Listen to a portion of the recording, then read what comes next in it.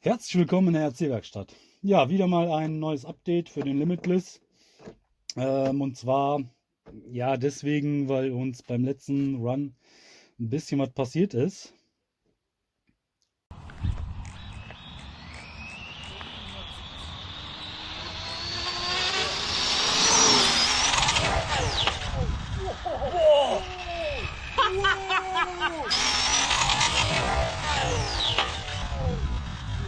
Ja, wie ihr sehen konntet, haben wir es geschafft, einen Backflip in der Luft zu machen. Bei Tempo 130 war das. Gut, da hat dann am Ende durch den Backflip die Traktion gefehlt und dadurch nur 130. Ja, das ist der Grund für den Umbau hier. Ich würde noch gern einen Punkt zu meinem Kanal sagen. Ich stehe gerade bei 170 Abonnenten und ich hoffe, dass ich demnächst die 200 erreiche. Und ja, vielen Dank schon mal jetzt und es wird auf jeden Fall ein 200er Special geben. Da gibt es etwas für euch. Das demnächst, hoffe ich. Ja, ihr könnt mich unterstützen, indem ihr ja meine Videos teilt und ein bisschen verbreitet. Ja, abonnieren natürlich nicht vergessen. Und dann kommt halt dieses Special und dann habe ich auch was für euch als Dankeschön. Ich habe einmal hinten einen neuen Spoiler gemacht. Das besteht aus 3 Teilen. Ich blende das hier mal ein. Das habe ich ja von Hand gebogen, ein bisschen bearbeitet. Wie man sieht, die mittlere Stange, da ist der fest montiert. Das ist jetzt die höchste Position, die ich wählen kann. Ich werde den erstmal so testen und dann tiefer einstellen. Abtrieb wird der so oder so haben, also auch mit der tiefsten Einstellung. Da man ja schon allein aus der Form her, das wird auf jeden Fall Abtrieb erzeugen.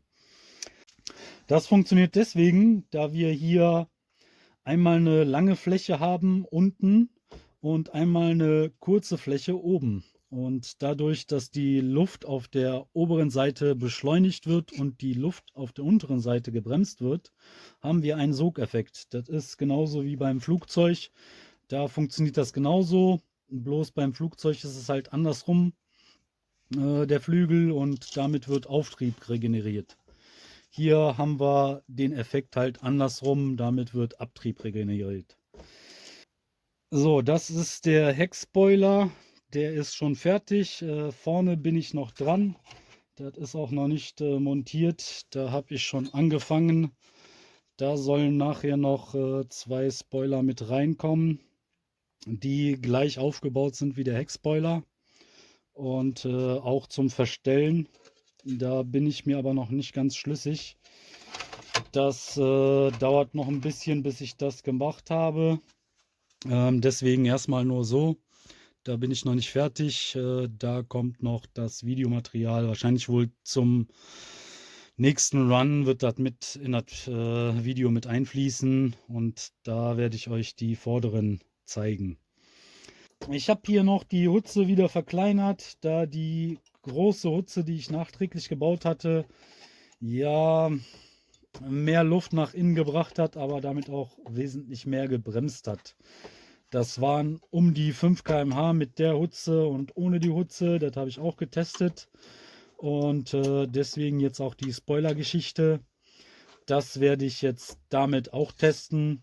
Ich habe hier nichts verändert an der Ritzelung. Die ist gleich, genauso wie die Akkus, die sind gleich.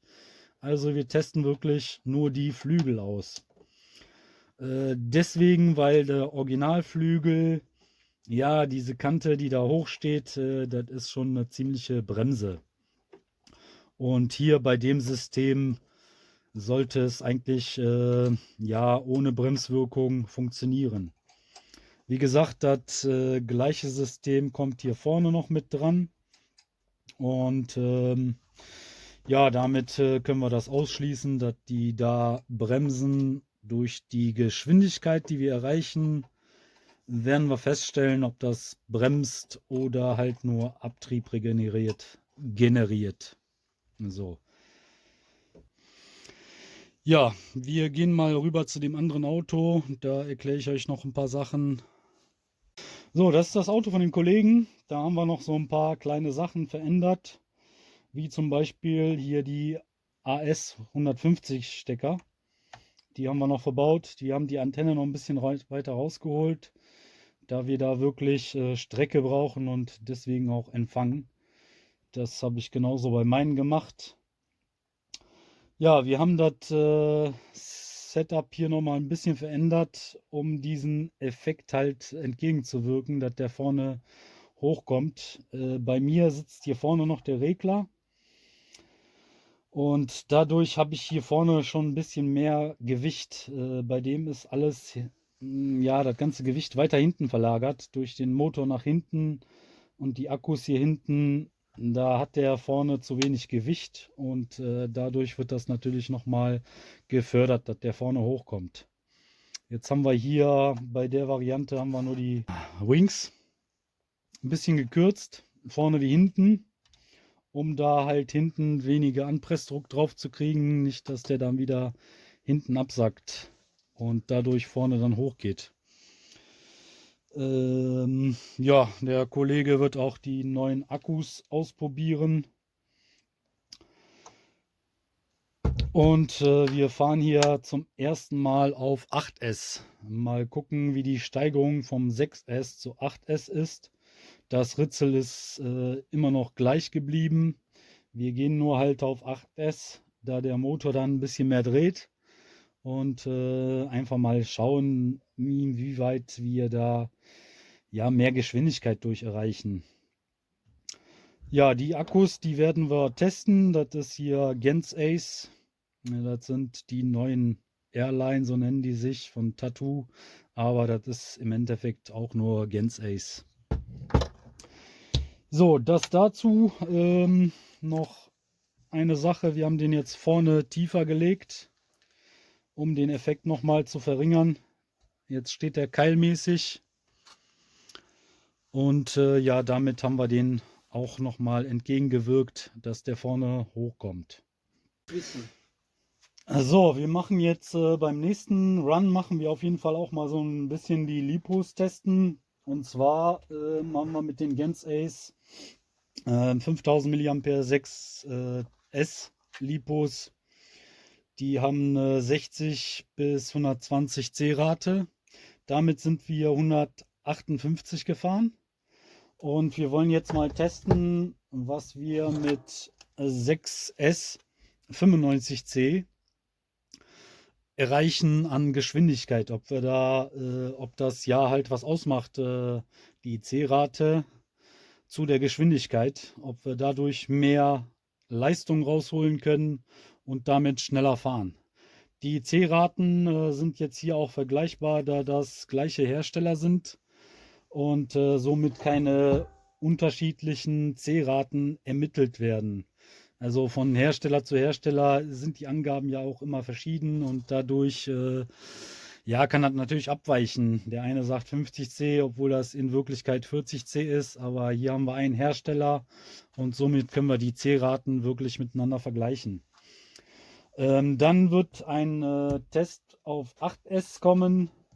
Die haben hier 50C und damit können wir jetzt ausschließen, dass das rein an der C-Rate auch liegt, da wir hier auf 8S gehen. Das Schöne zum Beispiel bei den AS 150 Steckern ist, wir brauchen keinen Loop. Wir können die einfach zusammenkoppeln und dann haben wir schon unser 8S-Pack fertig. Das ist nochmal so ein Vorteil an den Steckern. Gewicht, ja, könnten wir auch noch mal machen. 6S 5000 mAh mit 60C sind wir bei 713 Gramm. Jetzt die Tattoo, die sind auf jeden Fall schon schwerer. Da sind wir bei 859. Also schon allein, wenn man die beiden jetzt vergleicht und da ist ja von der Amperezahl her ist hier 100 mehr. Aber wenn man die schon so vergleicht, die sollten auf jeden Fall wesentlich mehr Power bringen. Das dazu, ja, die können wir uns eigentlich sparen, weil wir die nicht wirklich 4S Akkus, okay, machen wir die auch nochmal. Beide zusammen sind wir bei 1200, also 1267. Gut, das ist natürlich dann auch mehr Gewicht, aber mit der mehr S-Angabe müssten wir das Ganze ausgleichen und damit trotzdem schneller sein. Ja, damit sind wir dann am Ende des Videos angekommen. Vielen Dank fürs Zuschauen. Liken nicht vergessen und ich hoffe, wir sehen uns dann mit dem nächsten Video wieder. Bis demnächst in der RC-Werkstatt.